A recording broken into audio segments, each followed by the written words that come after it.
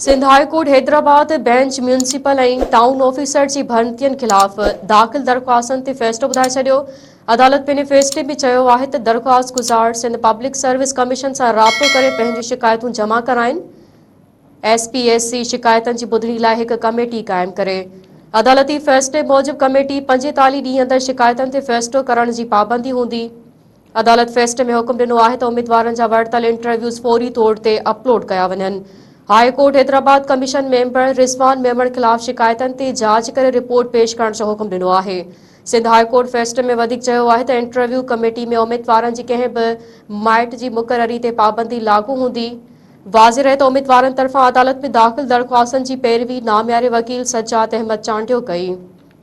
दादा असांजी जेका पिटीशन हुई जंहिंमें असां 16 पिटीशनर्स जे तरफ़ां वियासीं, असांजी उन में घुर जेका कोर्ट खां आई असां मुकमल तौर ते जेको ही तरीक़ेकार इम्तिहानी जेको तरीक़ेकार हो उनखे कलदम करार ॾियण जी इस्तदा कोर्ट खां कईसीं त जेके म्यूनिसिपल ऑफिसरनि जी मुक़ररी में जेको तरीक़ेकार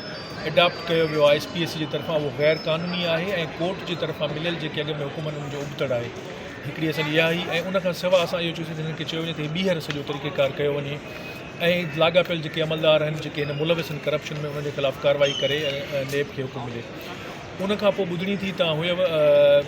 21 तारीख़ ऐं 22 तारीख़ ते लगातार ॿुधणी थी जेको फ़ैसिलो पोइ महफ़ूज़ कयो वियो। अॼु तक़रीबन लॻभॻि 20 ॾींहंनि खां पोइ फ़ैसिलो ॿुधायो वियो आहे। अञा तफ़सीली फ़ैसिलो असां बि कोन पढ़ियो आहे, पर फ़ैसिले में मुख्य जेके नुक़्ता आहिनि उहो इहो आहे त हिननि जेके पिटीशनर हिते आया ऐं पिटीशनर खां सवाइ जेके बि ॿिया उम्मीदवार मुतासिर आहिनि इन्हनि नतीजनि खां उन्हनि खे इहो कोर्ट जेको आहे सो हिदायत ॾिनी आहे त उहे अपील दाख़िल कनि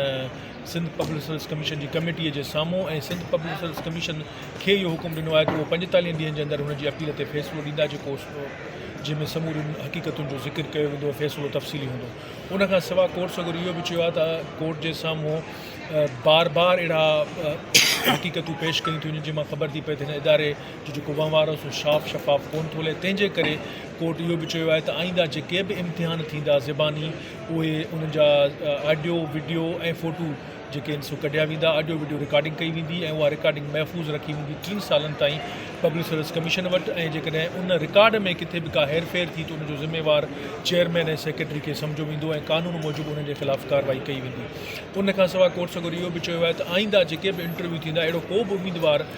मेंबर जेको आहे उन इंटरव्यू कमेटीअ में शामिलु न थींदो जंहिंमें उनजो को रिश्तेदार या को मिट माइट इंटरव्यू ॾींदड़नि में शामिलु हूंदो। उनखां सवाइ कोर्ट सगुर इहो बि चयो आहे त हिते ॿुधणीअ दौरान कोर्ट जे साम्हूं जेको हिकिड़ो मेंबर आहे रिज़वान मेमण साहिबु उनजे ख़िलाफ़ु तमामु घणियूं शिकायतूं कोर्ट जे साम्हूं पेश थियूं, जंहिंखां पोइ court chairman public service commission खे हुकुम ॾिनो आहे त उहो हिकु कमेटी जोड़े ऐं उहा कमेटी रिज़वान मेमण जे ख़िलाफ़ु मुकमल तौर ते तफ़सीली जांच करे 2 महीननि जे अंदरि उहा तफ़सीली रिपोर्ट हिन कोर्ट सगोरी में जमो कराए ऐं उन ॿुधणीअ में जेका जांच थींदी मेंबर रिज़वान मेमण साहिब जे ख़िलाफ़ु उन ॿुधणीअ जे दौरान उन कोर्ट इहो बि चयो आहे त जेके बि मुतासिर उम्मीदवार आहिनि उन्हनि वटि जेके बि शाहिदियूं ऐं सबूत आहिनि उहे बि पेश थींदा, उन्हनि खे ज़ाती तौर ते तलब करे उन्हनि खे बि ॿुधो वेंदो जुर्म खे।